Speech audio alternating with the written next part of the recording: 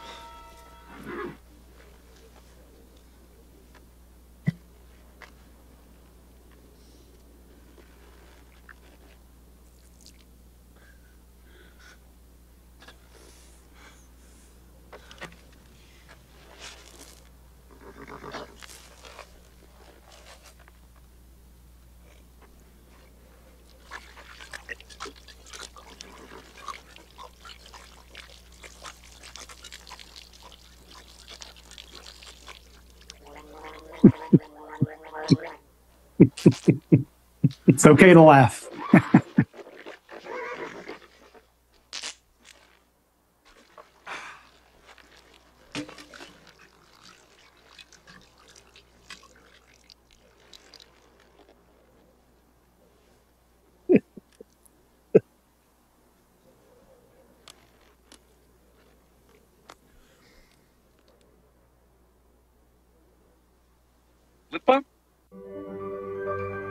Lip balm?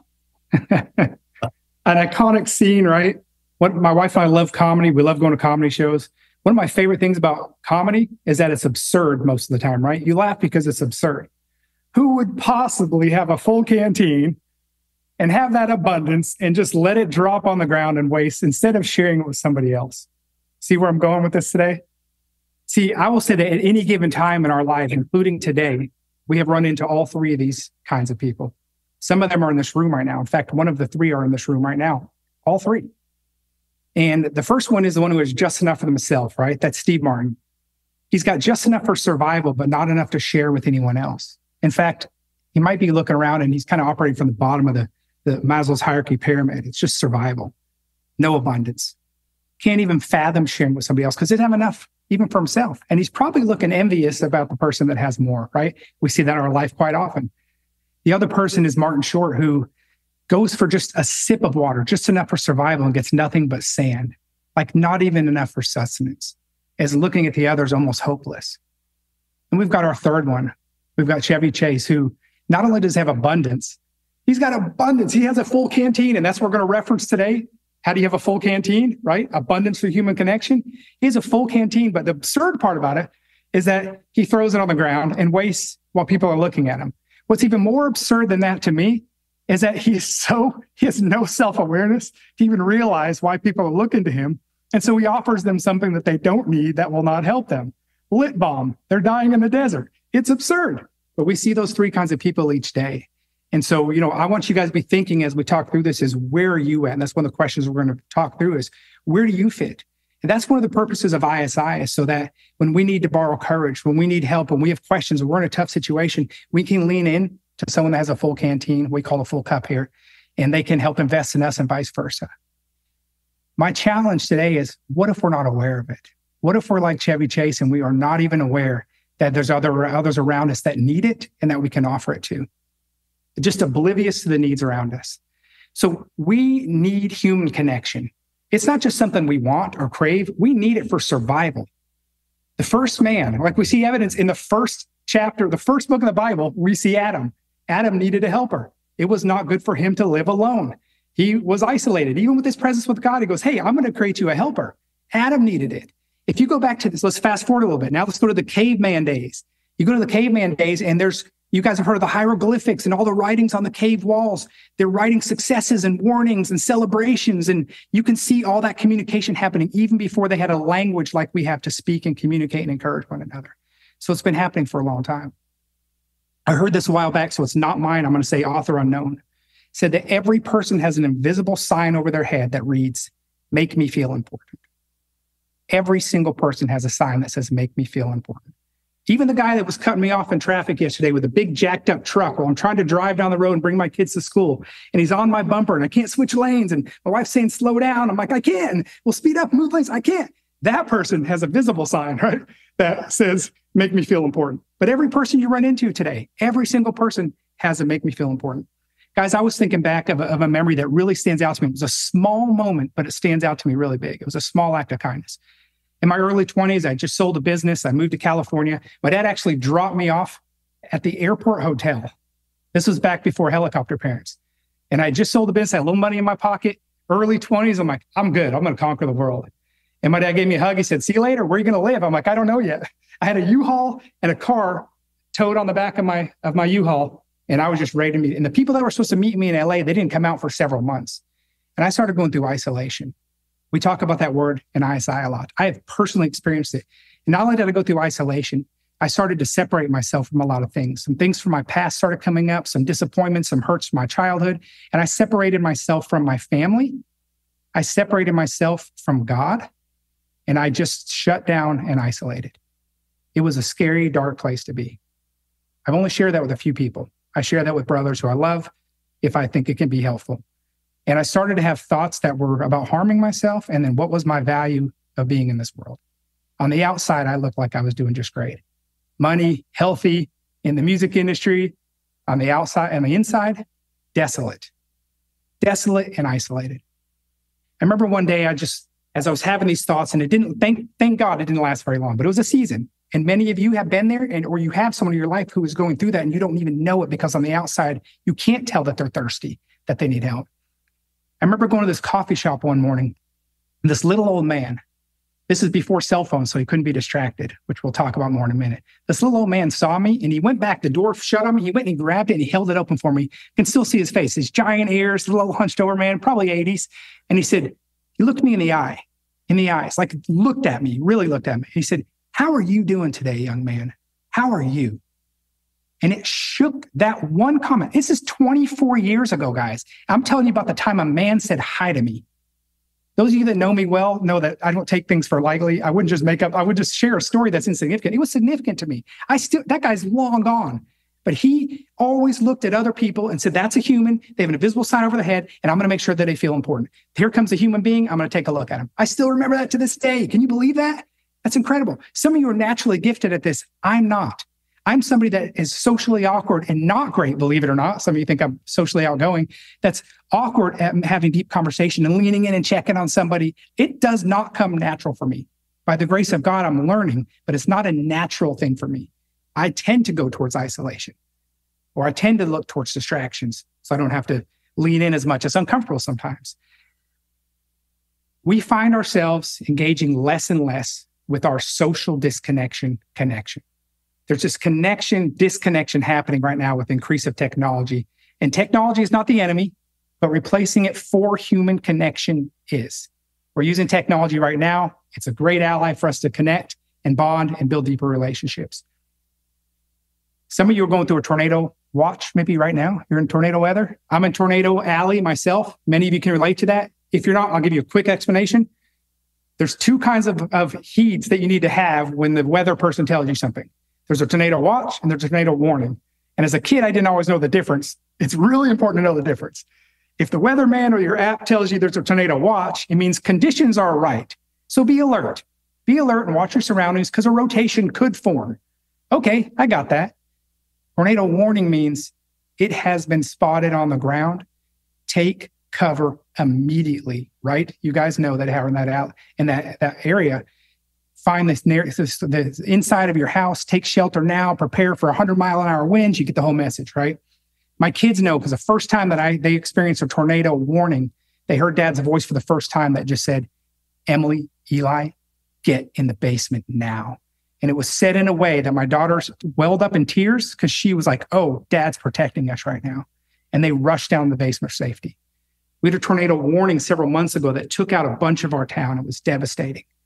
And they said, the tornado spotted, tornado warning, we're at the corner of 49 and Central Avenue. You know where my cross streets are? 49 and Central Avenue. This is not a joke. This is not a practice drill. Kids, get in the basement now. We got in the basement, water's pouring in the basement. It sounds like bowling balls hitting our house. Our neighbors are texting of the roofs being torn off and trees hitting, but we were safe because we took the warning. Guys, I know I'm a marketing guy, so this can seem dramatic. Derek's being a little dramatic for marketing. I'm not. I'm going to show you why. I'm telling you that what I'm sharing with you today about the importance of abundance of human connection is I'm sharing a warning today. It is spotted on the ground. We have to take action. Humanity needs it. As men of faith, we need to heed this warning. Told you I didn't want to give this talk. It's uncomfortable. I don't want to talk about this. We need to talk about it, okay? There is all research points, and there's going to be a positive ending, I promise. All research points to a growing, staggering increase in one area, loneliness.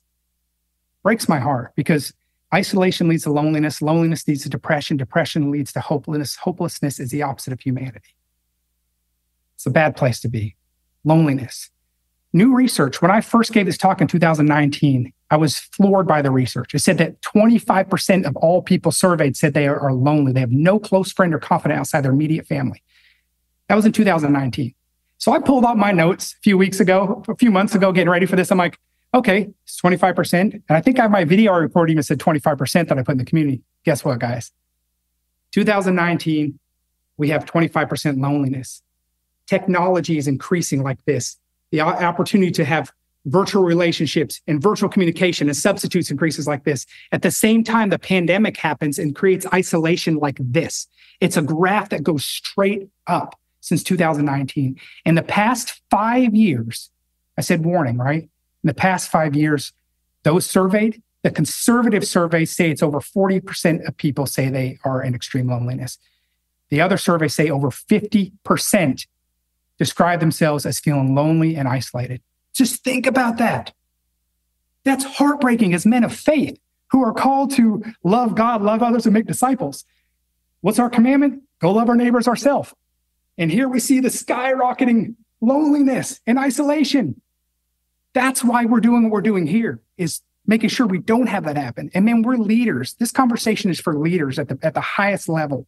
Is we want to fix this. We can, and I'm going to share a solution in a few minutes. We have the solution, and we need to fix it. I'm committed to it. I need your help with keeping focus and not being distracted. I think that's an opportunity as well, right? If we see that there's a growing need, there's also a growing opportunity. Like the harvest is plenty, the laborers are few. Here we are. We're the laborers. We're ready. You guys have heard the statistics, but those that in the loneliness, the mortality impact is the same as smoking 15 cigarettes a day.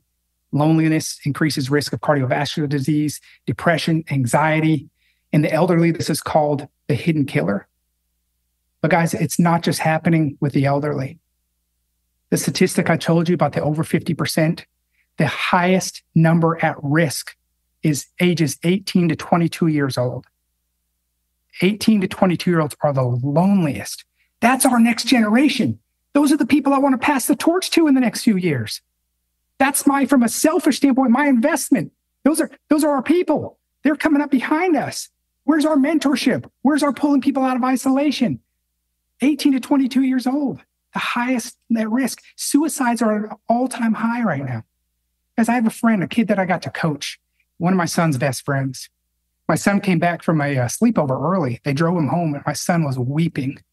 I could barely get him to talk. He was weeping because his friend was trying to commit suicide. And had been talking about it for months. And this is a boy I coached. He was 12 years old. And by the grace of God, he made it.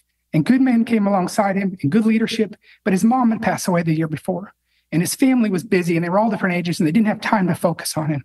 And he just felt alone and isolated right in our Christian school, in our Christian church. 12 years old, with all the tools. He's doing well. He had a sleepover a few weeks ago, and that boy is thriving. But just think how sad that is. We're seeing that everywhere, not just 18 to 22. Guys, the reason I'm sharing this today is because it matters, right? I told you, hard conversation, hard topic. But I think it's too important to overlook. We're men of courage. We've got this. But we have to put a spotlight on it. It's too important. It's too important for our next generation and for others. It's important for our children. Guys, an uncomfortable story for me, especially because my brother-in-law's on the call. Joseph, I love you. But I've been married to his sister for 18 years. And over the last couple of years, Kevin's heard the story, but the last couple of years, I've been doing great. I've been exercising every morning. I get up early. That's awesome. But what happens is I go to bed early at night. And my wife stays up for an extra 45 minutes. So instead of getting time together, it just kind of slipped away a little bit to where she's going and doing stuff for the kids. And I went going to my room, putting these earbuds in as recently as 6 weeks ago, and putting my phone on Netflix so I could fall asleep, so I could get up and go be productive, so I could be healthy for my family. And I became emotionally unavailable at night. Phone would hit my head in 5 minutes. I'd fall asleep. I wake up in the morning, bring her a cup of coffee, and everything's great for me. She took me out for dinner last night. She goes, "Hey, can I take you out for dinner?" Awesome. It was a great date night. And she so sweetly and lovingly just said, "Hey, I want time with you at night. Can we watch a show together?" And she didn't say she's lonely, but I realized that my choice of selfishness, because I've earned it, because I'm trying to be healthy and I've worked hard all day and all these other things that justify it, my choice for isolation was creating isolation for the person that I love most. Think about that. I've earned it. I just worked 3 jobs today. I'm providing. I just spent time with the kids. We had dinner. Now I've earned it. Now let me have my time. That choice became a 2-year habit that isolated who I love most. Didn't say I have this all figured out, guys. I'm learning with you right now. We have a challenge. Those that spend more than 2 hours a day on social media are twice as likely to experience isolation and loneliness. Just guard your heart, guard your time.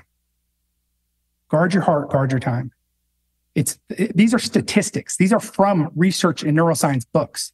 It's not just somebody who goes, "Oh, social media is bad for you," right? No, these are proven scientific books. We have an addiction.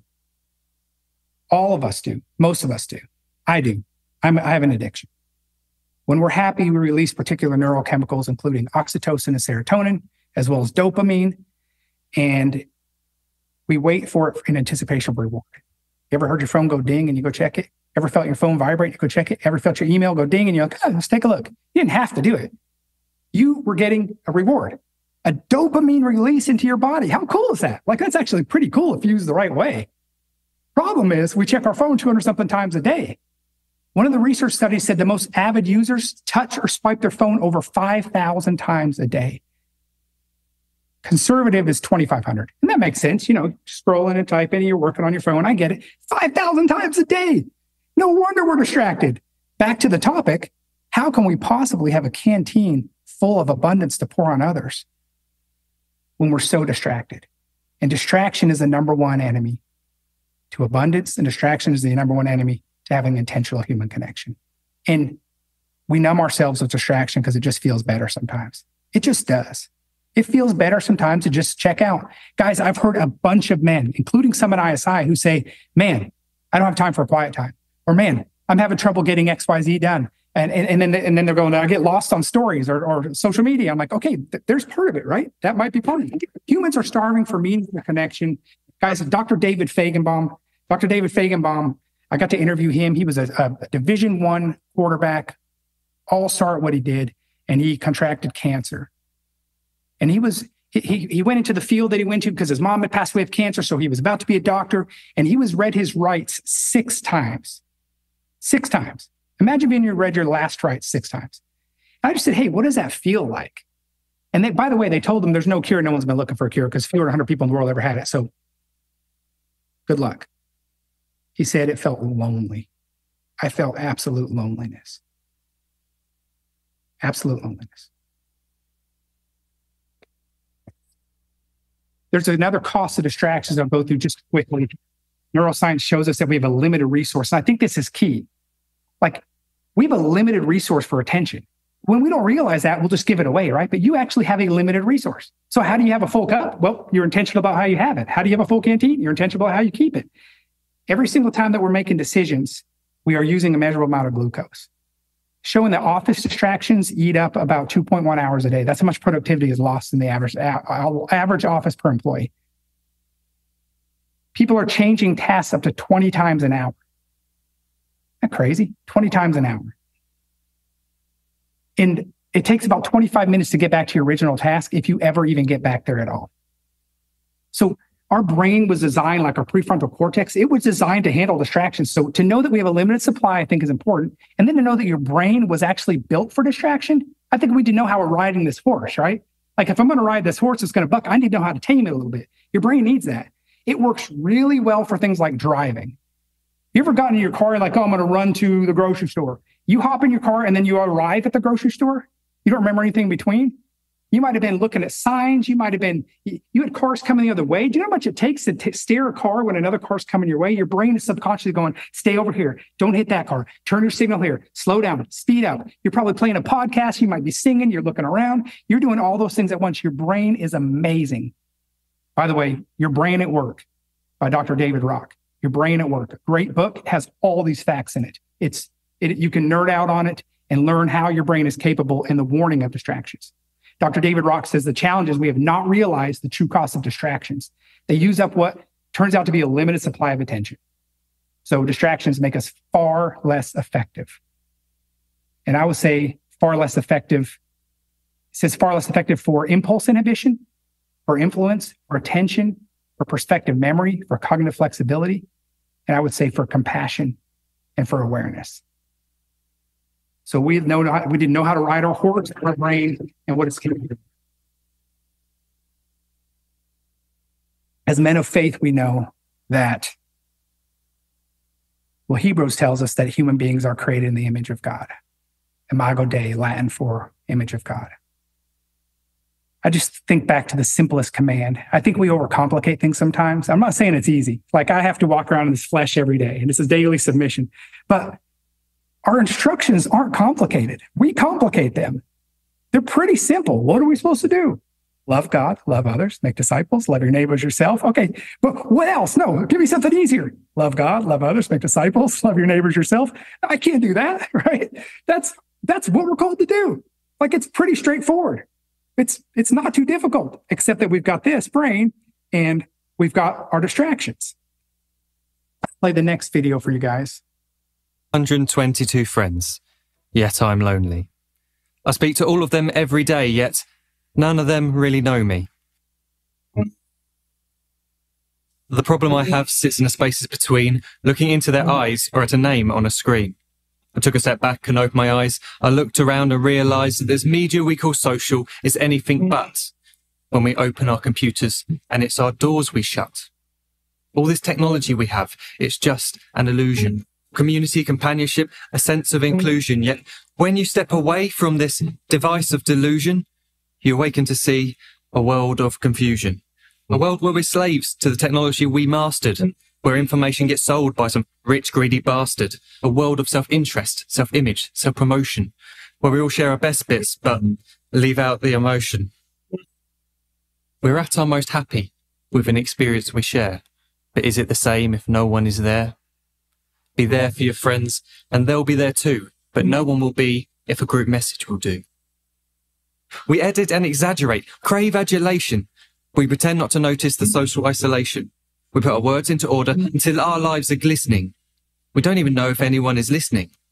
Being alone isn't a problem. Let me just emphasize, if you read a book, paint a picture, or do some exercise, you're being productive and present, not reserved and recluse. You're being awake and attentive and putting your time to good use. So when you're in public and you start to feel alone, put your hands behind your head, step away from the phone. You don't need to stare at your menu or at your contact list. Just talk to one another. Learn to coexist. I can't stand to hear the silence of a busy commuter train where no one wants to talk through the fear of looking insane. We're becoming unsocial. It no longer satisfies to engage with one another and look into someone's eyes.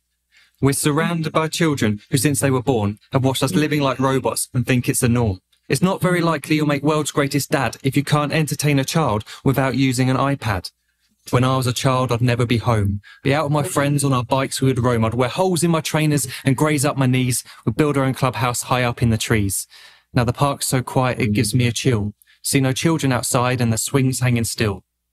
There's no skipping, no hopscotch, no church and no steeple. We're a generation of idiots, smartphones and dumb people. So look up from your phone, shut down the display. Take in your surroundings, make the most of today. Just one real connection is all it can take to show you the difference that being there can make. Be there in the moment that she gives you the look that you remember forever as when love overtook. The time she first holds your hand or first kiss your lips. The time you first disagree but still love her to bits. The time you don't have to tell hundreds of what you've just done because you want to share this moment with just this one. The time you'll sell your computer so you can buy a ring for the girl of your dreams who is now the real thing. The time you want to start a family and the moment when you first hold your little girl and get to fall in love again. The time she keeps you up at night and all you want is rest, and the time you wipe away the tears as your baby flees the nest. The time your baby girl returns with a boy for you to hold, and the time he calls you granddad and makes you feel real old. The time you take in all you've made just by giving life attention, and how you're glad you didn't waste it by looking down at some invention. The time you hold your wife's hand, sit down beside her bed, you tell her that you love her, lay a kiss upon her head. She then whispers to you quietly, as her heart gives a final beat, that she's lucky she got stopped by that lost boy in the street.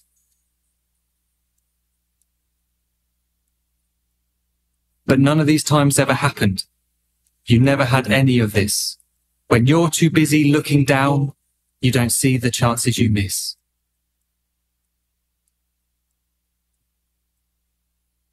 So look up from your phone, shut down those displays. We have a finite existence, a set number of days. Don't waste your life getting caught in the net, as when the end comes, nothing's worse than regret. I am guilty too of being part of this machine, this digital world we are heard but not seen, where we type as we talk and we read as we chat, where we spend hours together without making eye contact. So don't give in to a life where you follow the hype. Give people your love. Don't give them your like. Disconnect from the need to be heard and defined. Go out into the world. Leave distractions behind. Look up from your phone. Shut down that display. Stop watching this video. Live life the real way. That video gets me every time, guys. Hopefully you could hear it. Okay. Look up. As I was thinking of a few years ago when I was first giving this talk, and my son, he was 8, so he's younger, he's 13 now. And he built, but I can never forget this image because I was a lot more addicted to my technology back then. And I was leaving town to go speak for an event. And I had really had nothing to do, nothing going on that day. I didn't need my phone. My son had built this elaborate display on the ground. He took all his blocks, his dinosaurs, his G.I. Joes, you know what some people will call making a mess, and he was calling making a creative empire. And he built the living room up into something that he couldn't wait to show Dad. Like, he was excited. And I came home and he went, "Dad, you can see what I built." And he was just, he could barely, he talks fast like me. And he showed me everything. He's jumping up and down. And I said, "Son, I will be right there." And I was excited because I'm leaving town. I want to hang out with my buddy. And my phone did a ding.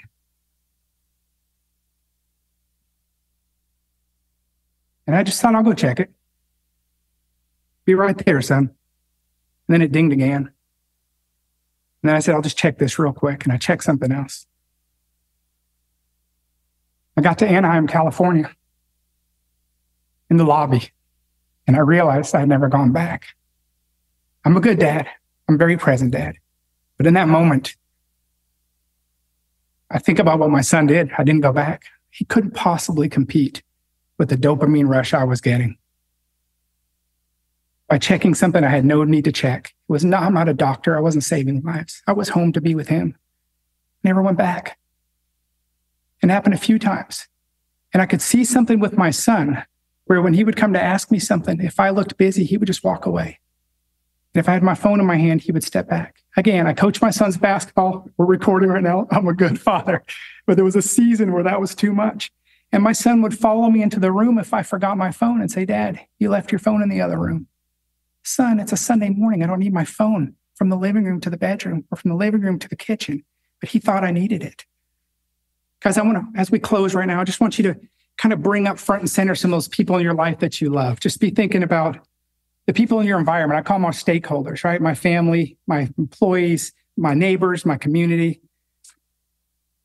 As I think about that look up video, just thinking how unfortunate it is for the person who needs my attention, who needs the full cup from me, and I just cannot be bothered to look up. They've got that invisible sign over the head that says, "Make me feel important." I'm too important to make you feel important. That's what I'm saying. I'm too self-absorbed to make you feel important. How unfortunate for my 22-year-old self in California if that old man hadn't just taken a second to say, "Hey, how are you doing? How are you doing?" How unfortunate for our wives or our kids or our aging parents with health declines if we're too busy to go see them. Some are hard to love. I know. Some are hard to be around. How unfortunate if we can't. What if we are their answer to prayer, their answer out of isolation? What if we're one of the catalysts? What if we're just one of the steps out of isolation for them? What if we're all intentional that way? Guys, this isn't a room of humans who back away from a challenge. So here's all the good news. I got a little scratch in my throat for a few parts of this, but the good news is we have a cure, okay? And this, if I was going to put a situation room together, it'd be you guys. Here's our situation room, okay? Dr. David Rock, the Neuro Institute for Brains in New York. What does he say we got to do? It's easy. Courage. I was like, wait, that's your answer? I have to have courage? Okay.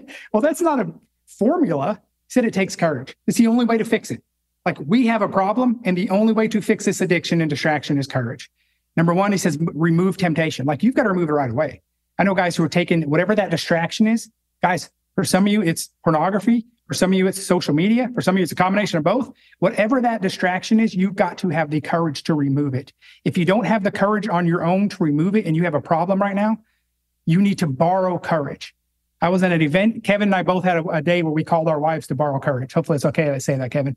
I went to an event. I knew I was there, and I went outside and called my wife. I'm like, "Why am I even here?" She goes, "You got this." Well, when I thought about it, I had called her to borrow courage. I want her to tell me, "You got this, big guy. Go back in there. You're great. You got this." And you know what? I did. And it was great. I borrowed courage. We're here to loan courage to one another. That's part of what the full canteen is. If you need courage and help with this, that's why we have accountability and help, okay? Timing is of the essence. If you recognize a distraction, you need to walk away from it. And then, guys, I want you to think about this as far as us taking care of ourselves first. And I think of the airplane analogy. You cannot fly into the air without a flight attendant telling you this exact thing or a version of this. They will say that if there's a change in cabin pressure, oxygen will drop from the ceiling.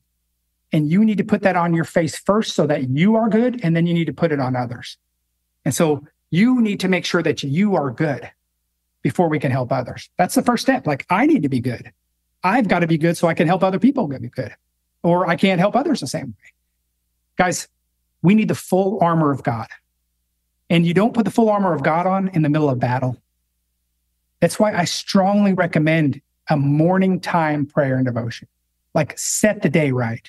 I have to do it because I'm a knucklehead. Guys, I have a pop-up on my phone, and this is not an attaboy. I have a pop-up on my phone at 6 a.m. every morning because I will forget that says, and there's technology that says, how will I love God, love others, and make disciples today? Please show me the work that you are already doing. I need that message 7 days a week. And I'm telling you, sometimes by 6 a.m., I've already derailed. Right? I'm like, oh yeah, that's right. Oh man, I need that reminder. I needed that reminder. Replace your screen time with building human connections. I'm going to encourage you guys to do a test. After this, go check your screen time. See what your average screen time is. And will I use it for work? Yeah, so do I. So I want to encourage you to dig a little bit and dig and go, great, what am I putting my time into that I don't even realize? And see if there's anywhere you can remove time. I found 7 hours a week, guys. 7 hours a week for intentional human connection. That's hundreds of hours a year I can put into being more intentional with my family, with my neighbors, and with looking up to others with a full cup. Put restrictions on your phone. You can just simply on your phone, put restrictions. Take the app off or say, give me 10 minutes a day. Give me 15 minutes. And when it pops up, and you're going to be surprised how fast it pops up, let that be your warning. Oh, wow, I'm consuming more than I thought. Do I need to do this? Almost closing, guys. John DeJulius, he wrote a book called The Relationship Economy. I strongly recommend it for business. It's great for customer experience and for building good relationships. He said he has a rule that you always need to know the Ford, F-O-R-D, of every person that you interact with. If you have a few minutes with them, he says you should positively engage with at least 5 people a day. He does it every day, 5 people. And the Ford is their family, occupation, recreational, and dreams. Family, occupational, recreational, and dreams. You know those things, it's going to open up a conversation where you can share the gospel with them too. David Ask will probably remember this. I was practicing Ford one time, and I got a deep conversation with an Uber driver in Nashville, and we missed our exit. Man, me and he, I think we talked for like 45 minutes. We pulled over and just started chatting, me in the back of the car, and I'm doing my Ford on him. We're sharing our testimonies. We're talking about starting businesses. And I'm like, oh yeah, I'm supposed to be at this ISI event. I pull in, I get out of the car, and I'm like, see you later, buddy. Give him a hug. David's like, is that your friend? I'm like, yeah, it's my Uber driver.